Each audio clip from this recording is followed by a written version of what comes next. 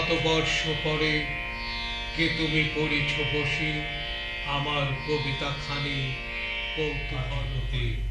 শতবর্ষ পরে আজি নব বসন্তের প্রভাতের আনন্দে লেশ মাত্র ভাব, আজিকার কোন ফুল বিহঙ্গের কোন গান, আজিকার কোন রক্তরা অনুরাগে সিক্ত করি পারিব কি পাঠাইতে তোমাদের করে আজি হতে শতবর্ষ পরে। তবু তুমি একবার খুলিয়া দক্ষিণদ্বার বসি বাতায়নে সুদূর দিগন্তে চাহি কল্পনায় অবগাহী ভেবে দেখো মনে একদিন শতবর্ষ আগে চঞ্চল পুলক রাশি কোন স্বর্গ হতে ভাসি নিখিলের মর্মে আসি লাগে। নবীন ফাল্গুন দিন সকল বন্ধ নহে উন্মত্ত অধীর উড়ায় চঞ্চল পাখা পুষ্প রেণু গন্ধ মাখা দক্ষিণ সমীর সহসা আসিয়া তরা রাঙাই দিয়েছে ধরা যৌবনের রাগে তোমাদের শতবর্ষ আগে। সেদিন উতলা প্রাণী হৃদয় মগন গানে কবি এক জাগে কত কথা পুষ্প প্রায় বিকশি তুলিতে চায় কত অনুরাগে একদিন শতবর্ষ আগে। আজি হতে শতবর্ষ পরে এখন করেছে গান সে কোন নূতন কবি তোমাদের ঘরে। আজিকার বসন্তে আনন্দ অভিবাদন পাঠায়ে দিলাম পার করে আমার বসন্ত গান তোমার বসন্ত দিনে ধ্বনিত হোক করতরে। হৃদয় স্পন্দনে তব ভ্রমর গুঞ্জনে নব পল্লব মর্মরে আজি হতে শতবর্ষ পরে। ওই মহামানব আসে ওই মহামানব আসে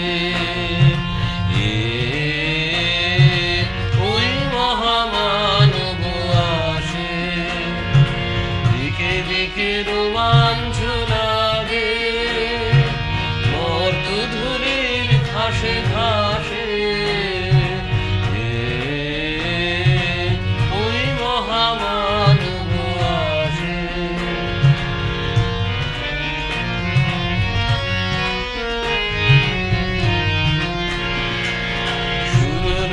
বেজে ওঠে শঙ্খ নরলোকে বাজে জয় ডঙ্ক সুরলোকে বেজে ওঠে শঙ্খ নরলোকে বাজে জয় ডঙ্ক এলো মহাজন্মের লগ্ন এলো মহাজন্মের লগ্ন আজি আমার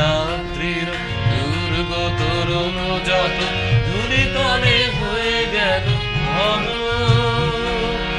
উদয় শিখরে জাগে মা ভুই নবজীবনের আশ্বাসে উদয় শিখরে জাগে মা ভুই নবজীবনের আশ্বাসে।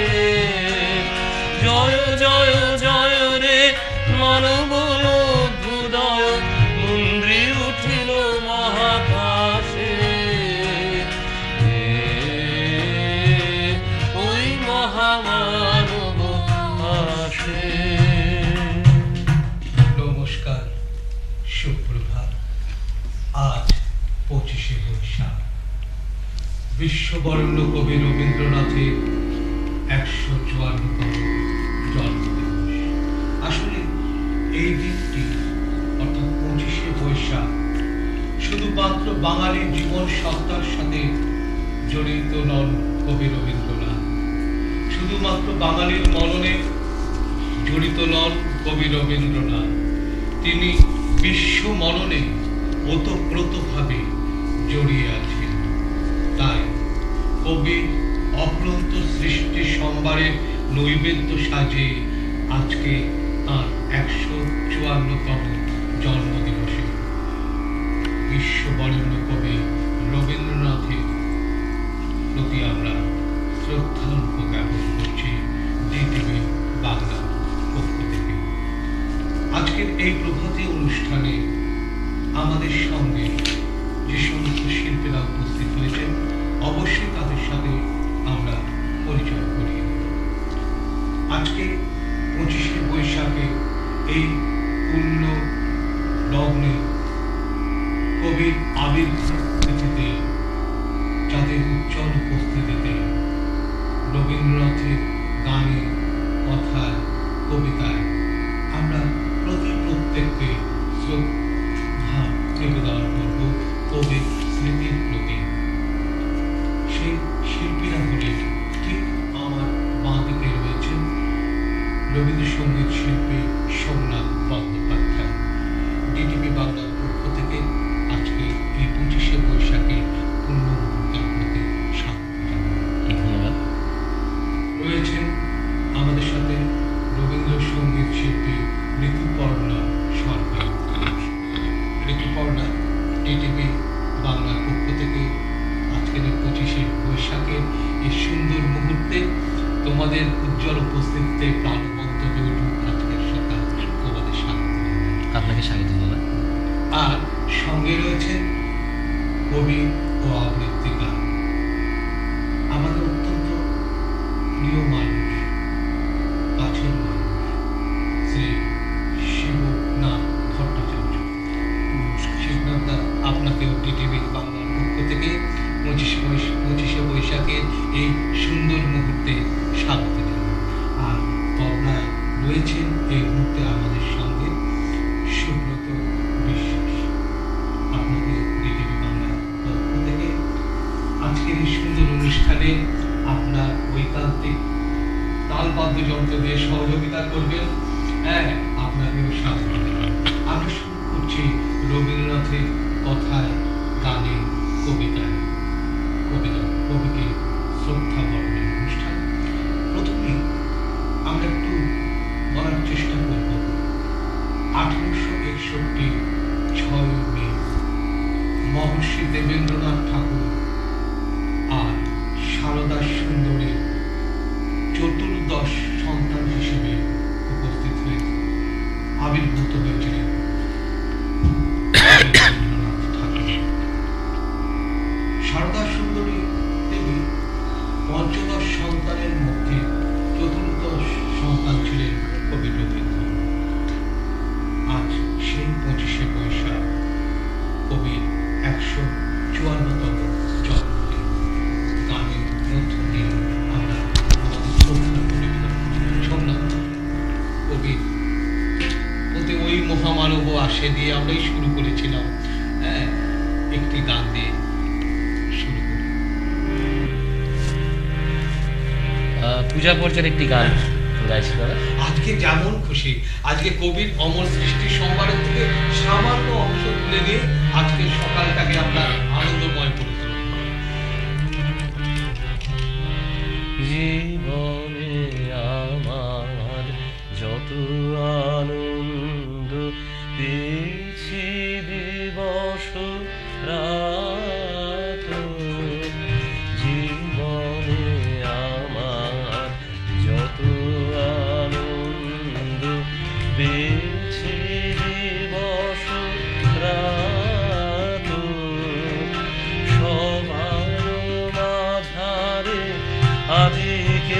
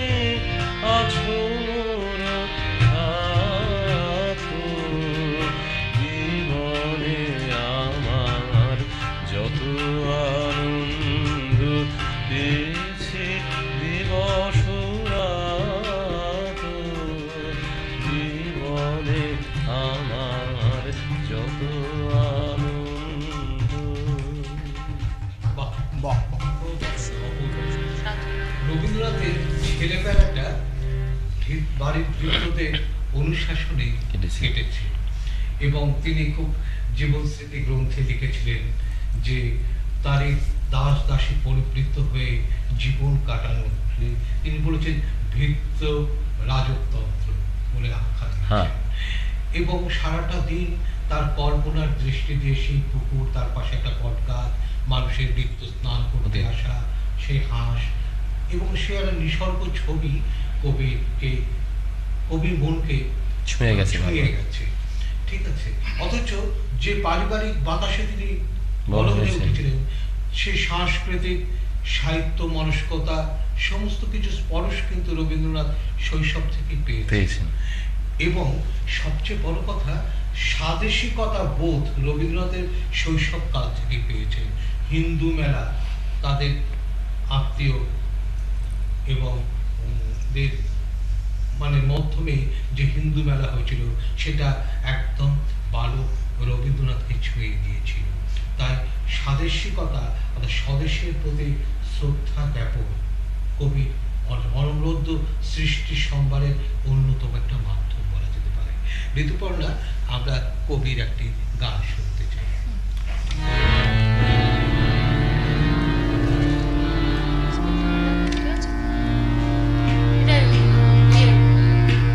তাল ছাড়া পরিবেশন করবেন এটা।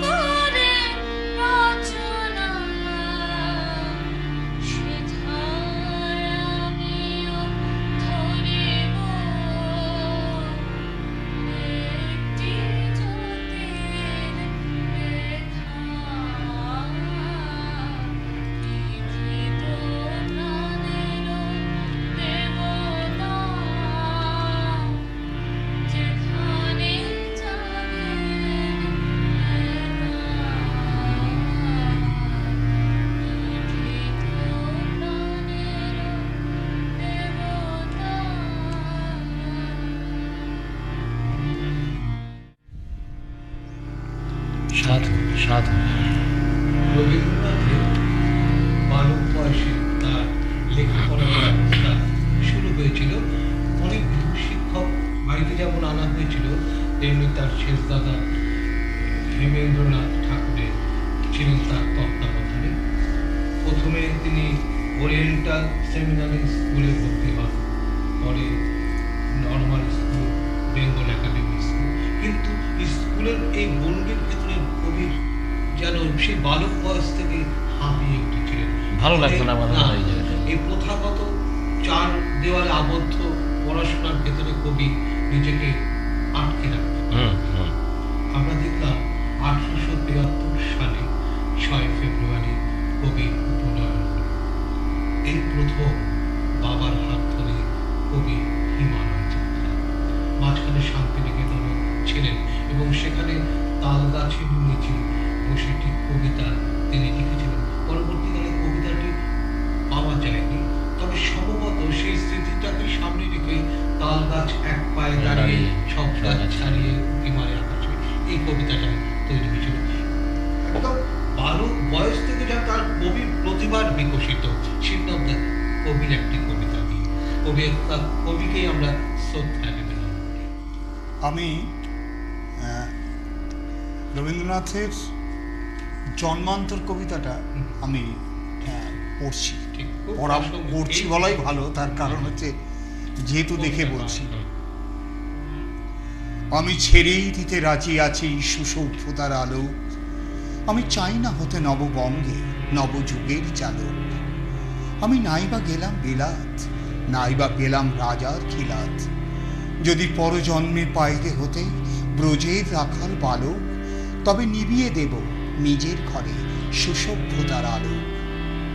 যারা নিত্য কেবল ধেনু চড়ায় বংশী বটের তলে, যারা গুঞ্জা ফুলের মালা গেঁথে পরে পড়ায় গলে, যারা বৃন্দাবনের বনে সদাই শ্যামের বাঁশি শোনে, যারা যমুনাতে ঝাঁপিয়ে পড়ে শীতল কালো জলে, যারা নিত্য কেবল ধেনু চড়ায় বংশী বটের তলে।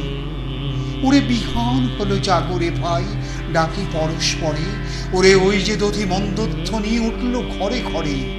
হ্যারো মাঠের পরে ধেনু চলে উড়িয়ে গোকুল রেণু, হ্যারো আঙিনাতে ব্রজের বধূ দুগ্ধ দহন করে।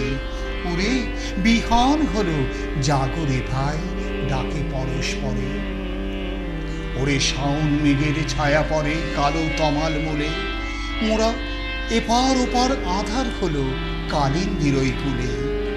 ঘাটে গোপাঙ্গনা ডরে কাঁপে খেয়া তরির পরে, হ্যারো কুঞ্জ বনে নাচে ময়ূর কালাপখানি তুলে।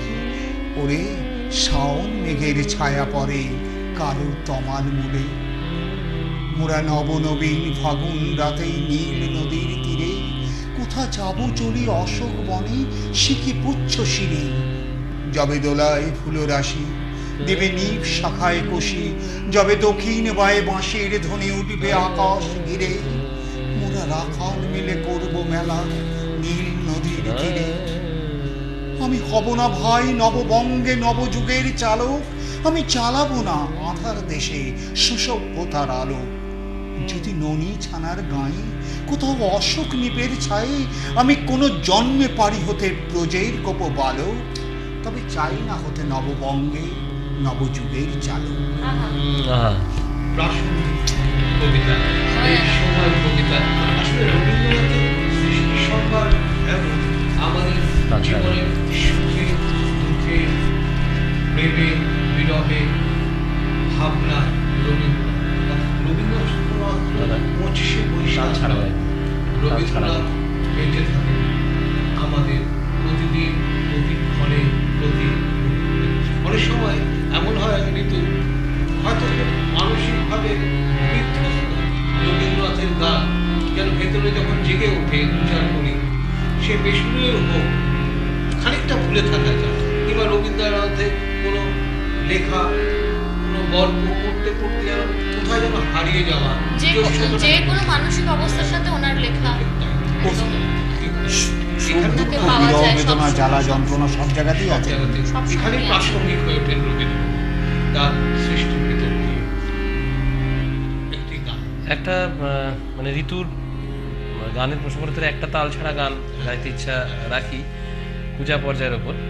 তারপর একটি গান গাইবো, সেটা কীর্তনাঙ্গের গান গাইবো। প্রথমে একটি তাল ছাড়া গান গাই দাদা। আমারে ও করো মার্জনা, আমারে ও দেহনাথ অমৃতের কণা, আমারে ও করো মার্জনা, আমারে ও দেহনাথ অমৃতের কণা, আমারে ও করো মার্জনা।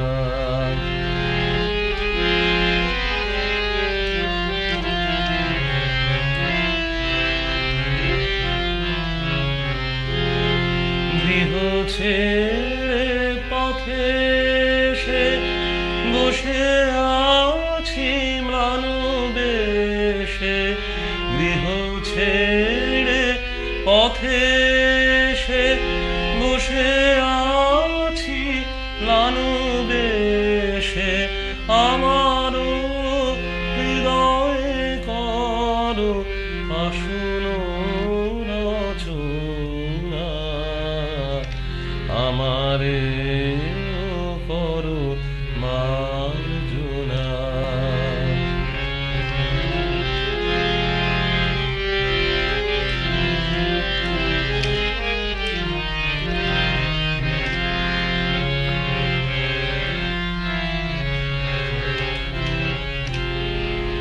জানি আমি তব দিনু সন্তান, আমারে ও দিতে হবে পদতলে স্থান। জানি আমি তব দিনু সন্তান, আমারে ও দিতে হবে পদতলে স্থান। আপনি ডুবেছি পাপে, কাঁদিতেছি মনস্তাপে, আপনি ডুবেছি পাপে, কাঁদিতেছি মনস্তাপে, শুনো গো আমার এই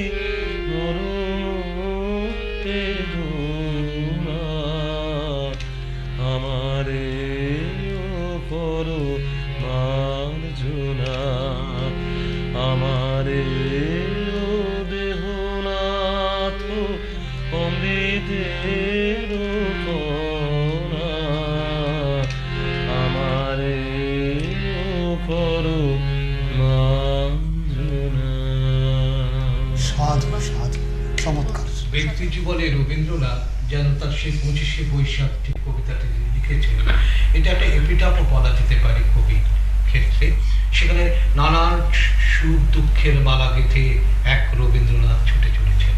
ব্যক্তি রবীন্দ্রনাথ তার শৈশব কাল থেকে যদি দেখা যায়, সে চাকর দাসদাসীদের দ্বারা পরিবৃত হয়ে বড় হয়ে ওঠা, তারপর একদম সদ্য তরুণ বয়সে মাতৃবিয়োগ সারদা সুন্দরী দেবী চলে গেলেন, এবং তার কবির জীবনে সবচেয়ে যিনি বেশি অনুপ্রাণিত করতেন মেজ বৌঠান, যতীন্দ্রনাথের স্ত্রী যতীন্দ্রনাথ কাদম্বরী দেবী।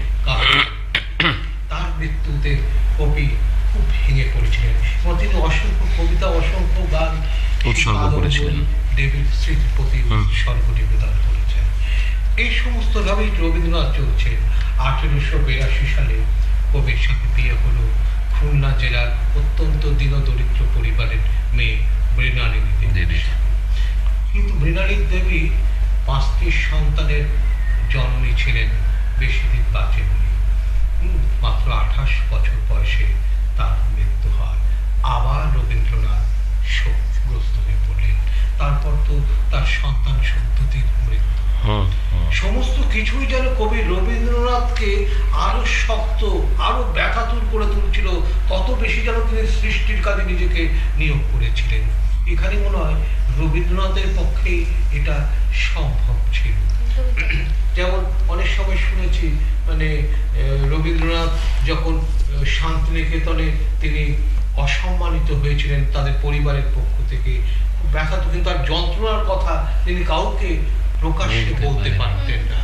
তাই সবাই যখন ঘুমিয়ে পড়েছে, তিনি হঠাৎ ঘর থেকে বেরিয়ে এসে চিৎকার করে গান করছেন, আজ জ্যোৎস্না রাতে সবাই গেছে বলে, বসন্তের এই বাতাস সমীরণ। এই গানটা রবীন্দ্রনাথ লিখেছিলেন। এটাই হয়তো কবির জীবন, এটা এই সমস্ত দুঃখজনক, এই এত অসম্মান, সমস্ত কিছু যেন কবিকে আরো মহৎ থেকে মহত্তর জায়গায় নিয়ে গেছে। ঋতু একটা গান, কাদম্বরী দেবীর প্রসঙ্গ তুললেন, ওনার স্ত্রীর প্রসঙ্গ তুললেন, একটা সেই ধরনের একটা প্রাসঙ্গিক গান অবশ্যই।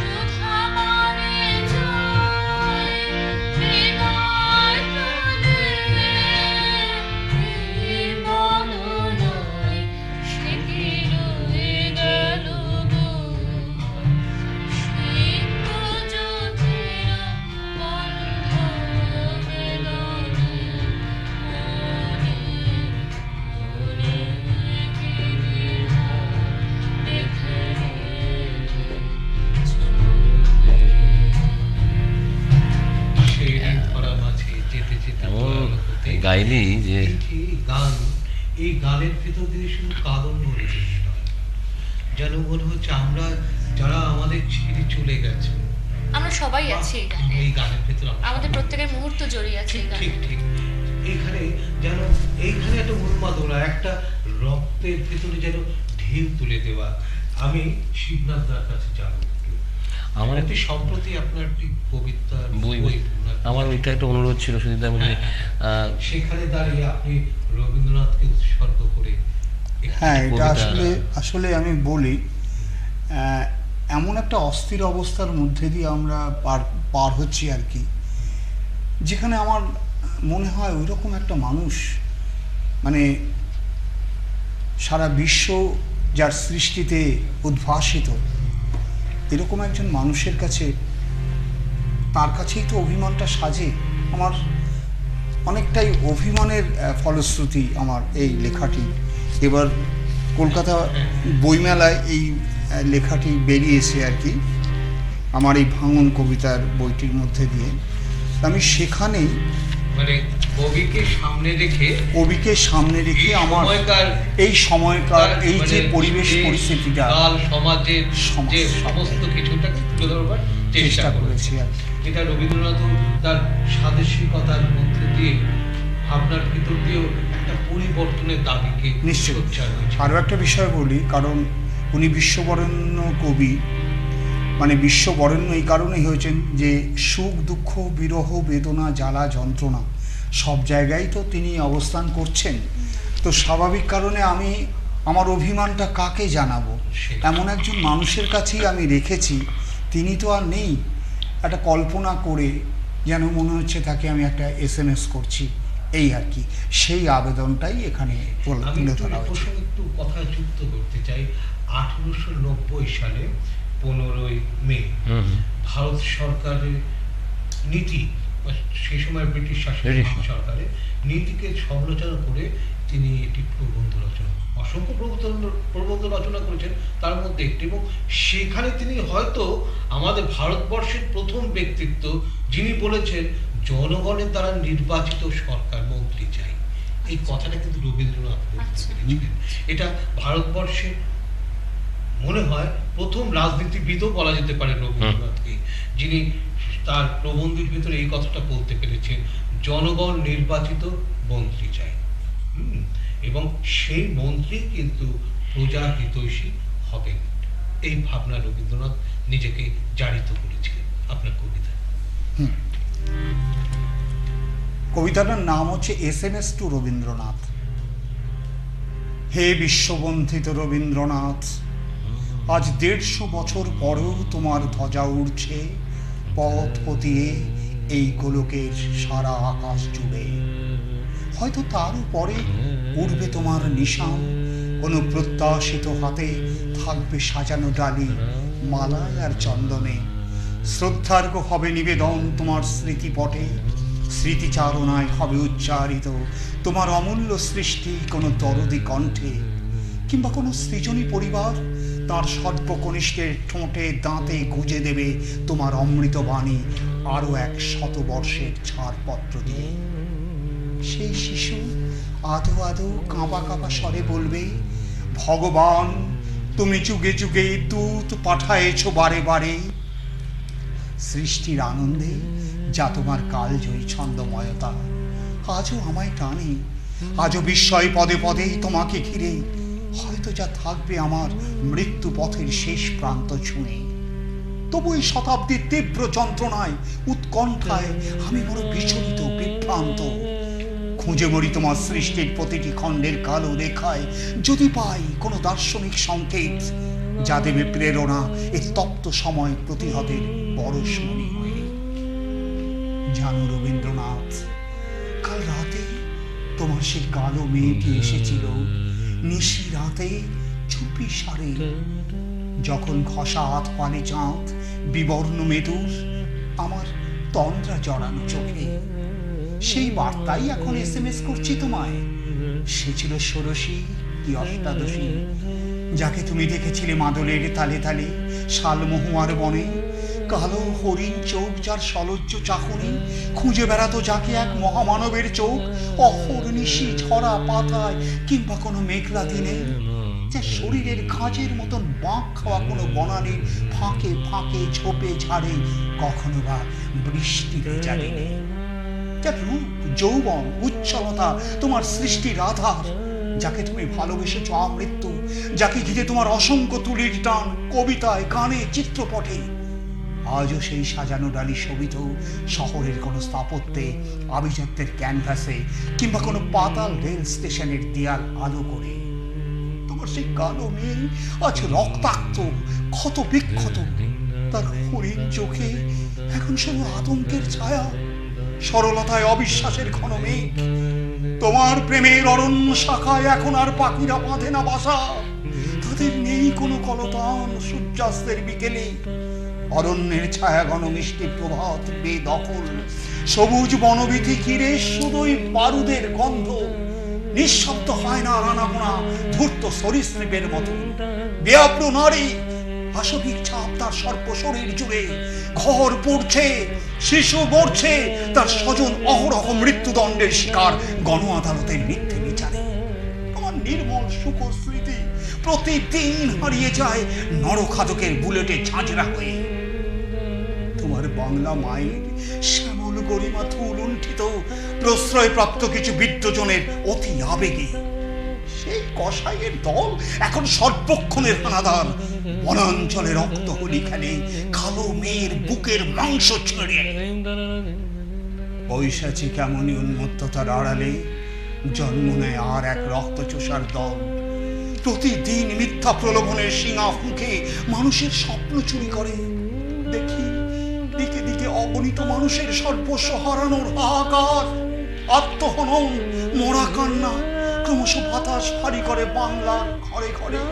আর ঠক প্রবঞ্চকের দল অসহায় মানুষের সব কেড়ে ভোগের প্রাসাদ গড়ে বলগাহীন বেগে।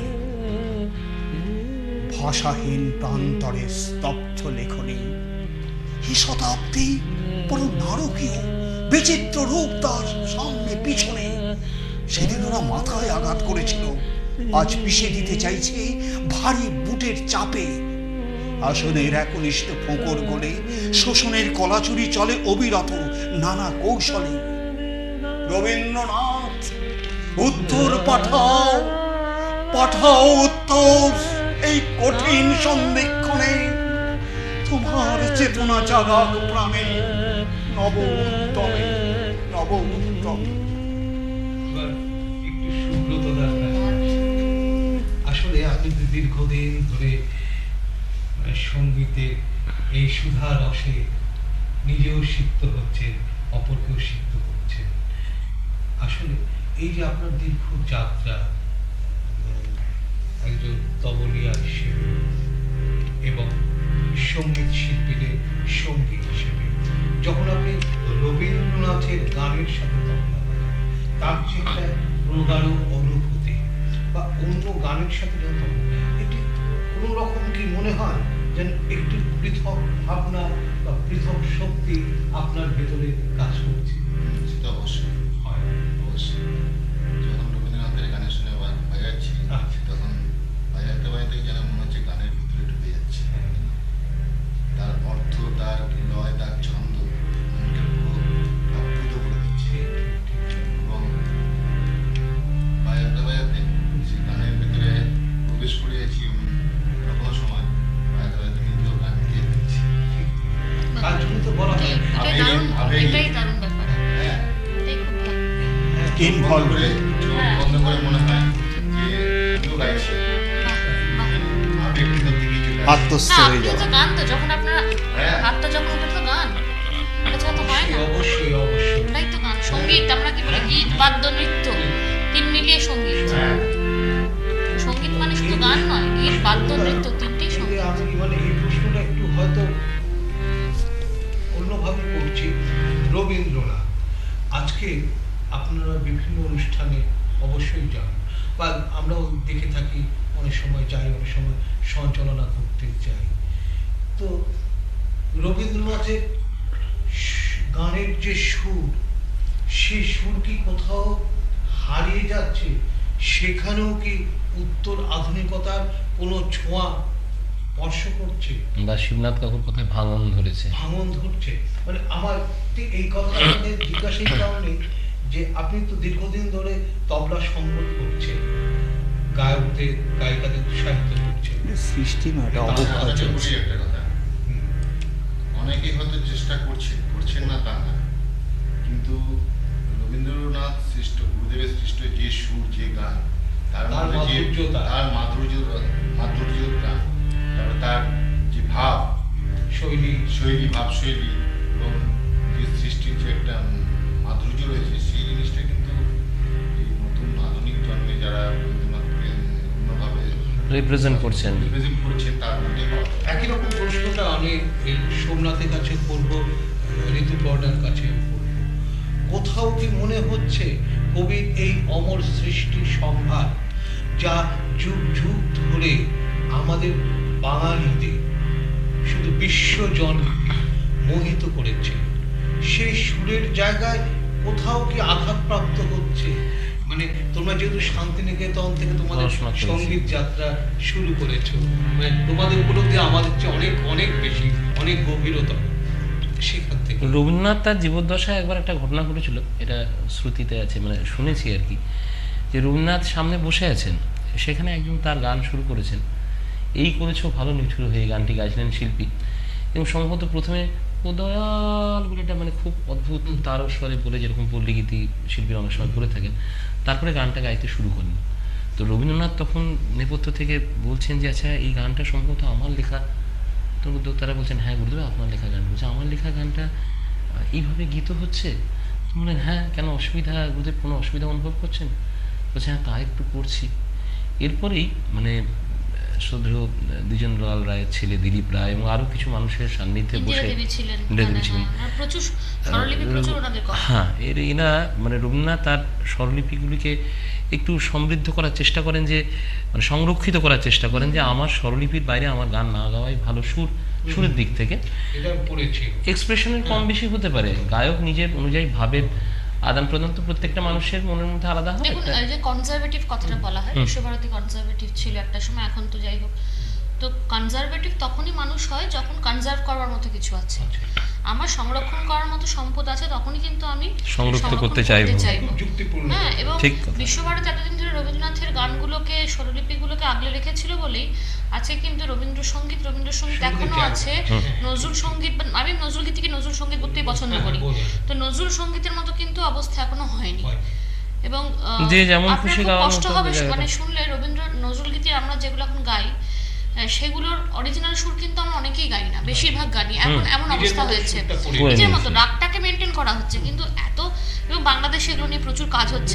আমার সাথে আলাপ হয়েছিল ওখানকার ঢাকা বিশ্ববিদ্যালয়ের সঙ্গীত ভবনের এইচওডি, ওরা নজরুল গীতিটাকে ওরা বারবার বলছে বিশ্বভারতী যে কাজটা করেছে সেটা করেছে বলেই রবীন্দ্রসঙ্গীত আছে।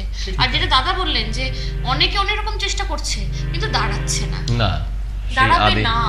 হয়তো এই কারণে 1891 সালে মহর্ষি দেবেন্দ্রনাথ, মানে 30 বছর বয়সের রবীন্দ্রনাথ কে শিলাইদহ জমিদারি দেখাশোনার দায়িত্ব দিয়েছিলেন।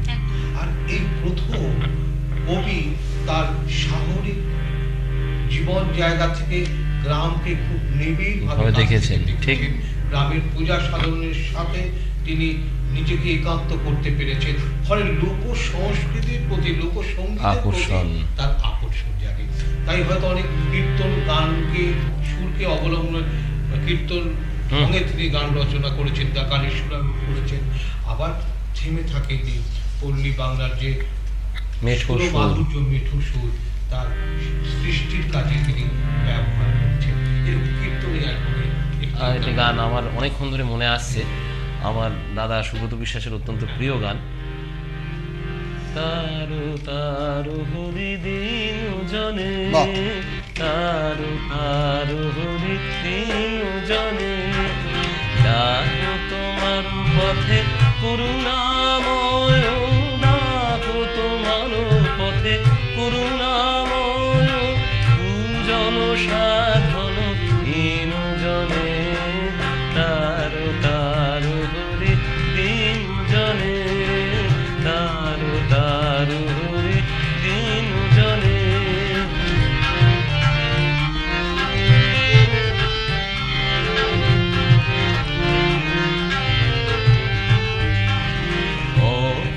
সাগরে নাহিরি ত্রাণ, পাপে তাপে জীর্ণ এ প্রাণ, অকুল সাগরে নাহিরি ত্রাণ, পাপে তাপে জীর্ণ এ প্রাণ, মরণ মাঝারে শরণ দাও হে, মরণ মাঝারে শরণ দাও হে, রাখো এ দুর্বল হীন জনে, তারু তারু হরি দীন জনে, তারু তারু হরি দীন জনে।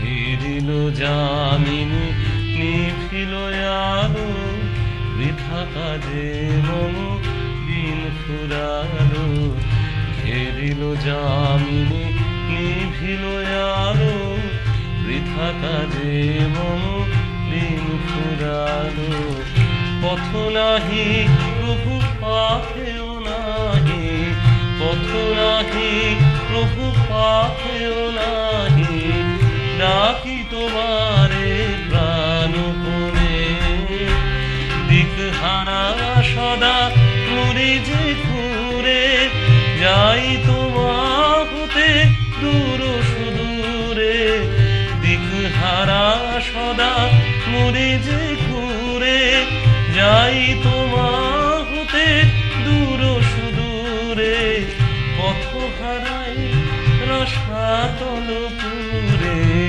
পথ হারাই রসাতল পুরে, অন্ধ এলোচন মোহ ঘনে, তারু তারু হরি দীন জনে, তারু তারু হরি দীন জনে, ডাকু তোমার পথে করুণাময়, ডাকু তোমার পথে করুণাময়, জন সাধন হীন জনে, তারু তারু হরি দীন জনে, তারু তারু হরি দীন জনে।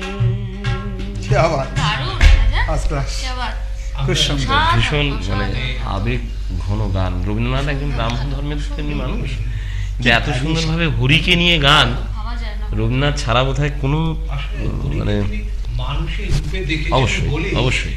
হরিকে হরি বলতে পেরেছেন। হ্যাঁ, কারণ ঈশ্বরবাদে বিশ্বাসী ছিলেন ব্রাহ্ম সমাজ। আমরা ঠিক এইখানটায় দাঁড়িয়ে আমার এই জন্য বলাও হয় উপনিষদের মনে কবি হচ্ছে রবীন্দ্রনাথ। যেন সেই গ্রাম বাংলায় ফিরে যাওয়া রবীন্দ্রনাথকে আমরা খুঁজে পেতে চাই, সেই মিঠু সুর মিঠু গান। শুধু তাই নয়, পাশ্চাত্য নিগ্রো স্পিরিচুয়াল সংসের বহু সুর কবিতার গানে ব্যবহার করেছেন। আমি পাশ্চাত্য সুরের একটু নিদর্শন অবশ্যই অবশ্যই একটু একটু করে, মেঠো সুরের নিদর্শন আমরা পরে আসছি। একটু পাশ্চাত্য সুরের সেটাই আমি বলতে চাইছি, রবীন্দ্রনাথের নাটকের গানে হ্যাঁ, হ্যাঁ, আমরা মেল বন্ধন করেছিলেন রবীন্দ্রনাথ। হ্যাঁ, অবশ্যই। তার সঙ্গীতে চলো, হ্যাঁ সত্যি। এটা বাচ্চাদের জন্য।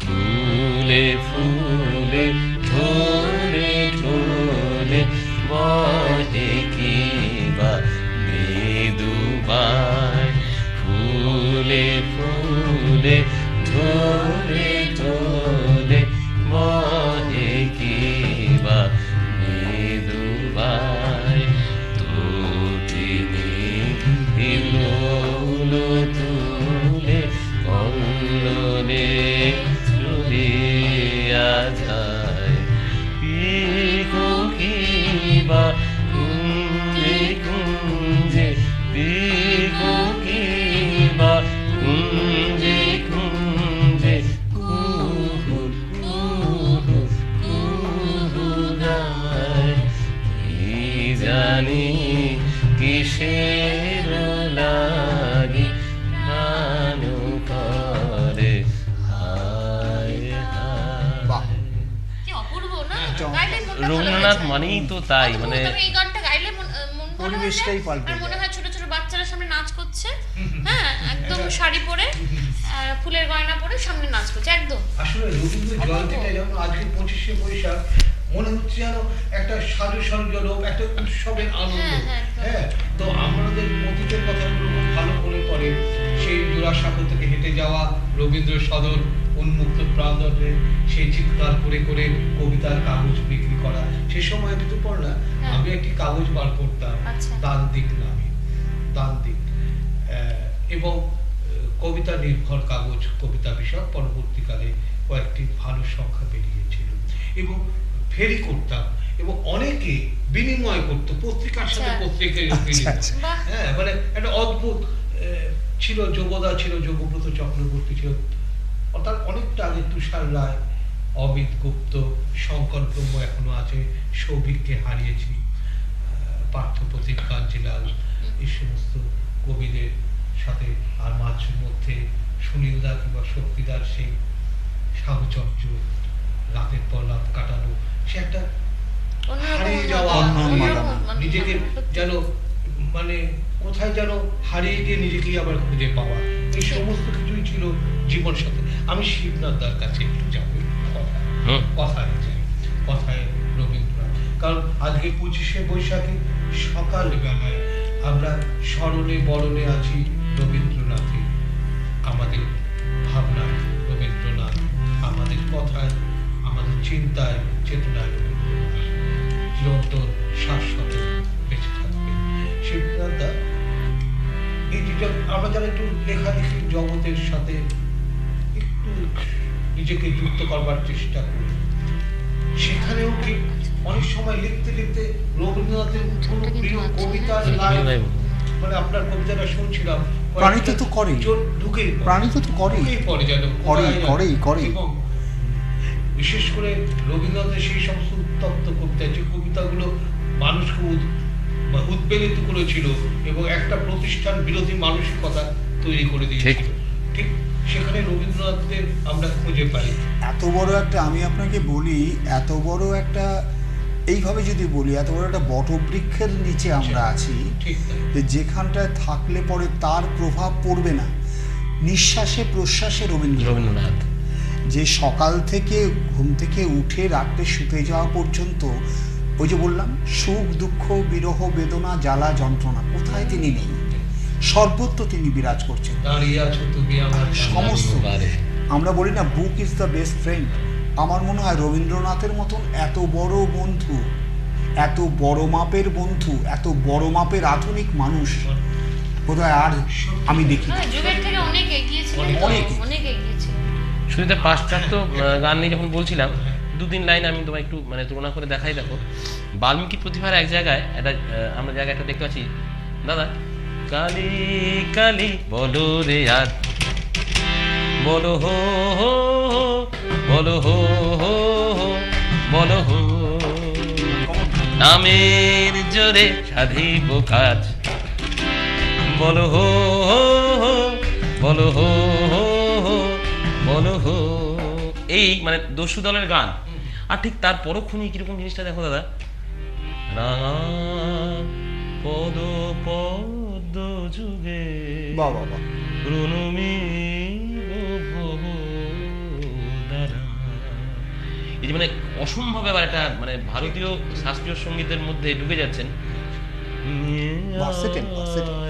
কৃপান রয়েছে কৃষিতা শ্যামা শুনি তুতিয়া যাতরায় লুল জিহ্বা লক লকে তরিত খেলে চোখে, এই যে মানে ভাব। আবার তারপরে তিনি ওই ইংলিশ অপেরার কালি কালি বলো রে আরে বল রে শ্যামা মায়ের জয়, মানে এই যে মিশ্রণ। কিংবা দাদা ওই লাইনটা ধরো, ওই কতবার ভেবেছেন তোমার চরণে দেব হৃদয় ভুলিয়া, কতবার ভেবেছেন আপনা ভুলিয়া। বিশ্বদাসের গানগুলো উনি লিখেছেন, হুম, হুম, হুম। কিছু কিছু গান একদম সিরিয়াস টপাঙ্গের গান, অথচ লিরিক দেখুন প্রচন্ড আপনার পড়লে পরে হাসি পাবে, মানে এরকম তো প্রচুর গান আছে। শুনি না একটু কাঁটা বনু একটু শুনি। না, অবশ্যই। আমি একটা পূর্ণ গান শুনি। আমি আসলে গ্রামীণ রবীন্দ্রনাথকে খুঁজে পেতে চাইছিলাম, কেননা আমার 2 বিঘে জমি সেই কবিতার কিছু লাইন আমার খোলা হাওয়া। বিশেষভাবে এই মুহূর্তে মনে আর পড়ছে। খোলা হাওয়া। তোমার খোলা হওয়া, ঋতু তোমার খোলা হওয়াটা শুনতে। 2 বিঘে 2 ছিল মোট। একদম মাঝখানে কিছু কবিতা মনে হচ্ছিল, কারণ গ্রামীণ রবীন্দ্রনাথকে খুঁজে পেতে গিয়ে। বিট হ্যাটেন, তোমার খোলা হওয়া। হ্যাঁ, ধরুন না আপনি, ততক্ষণ ওরা অ্যারেঞ্জমেন্টটা করুক। নম নম নম সুন্দরী মম জননী বঙ্গভূমি, গঙ্গার তীর স্নিগ্ধ ছবি, জীবন জুড়ালে তুমি। অবারিত মাঠ গগন ললাট, চুমে দেবে তব পদধূলি। ছায়া শুনিবি শান্তির নীল, ছোট ছোট গ্রামগুলি। পল্লব ঘন আম্র কালো, রাখালের খেলা গেহ। স্তব্ধ অত দেখি কালো জল, নিশীথ শীতল স্নেহ। বুক ভরা মধু বঙ্গের বধূ, জল লয়ে যায় কাঁখে। মা বলিতে প্রাণ করে আনচান, চোখে আসে জল, চোখে আসে জল করে, চোখে আসে জল করে। গ্রাম ছাড়াই এই রবীন্দ্রনাথ প্রকৃতি প্রেমী এই রবীন্দ্রনাথ। গানটাতে আমরা আসছি পরে। ঋতু তোমার কাছে তোমার খোলা হওয়া এটা শুনবো। রবীন্দ্রনাথ গ্রামীণ রবীন্দ্রনাথের একটা সত্তা খুঁজে পায়।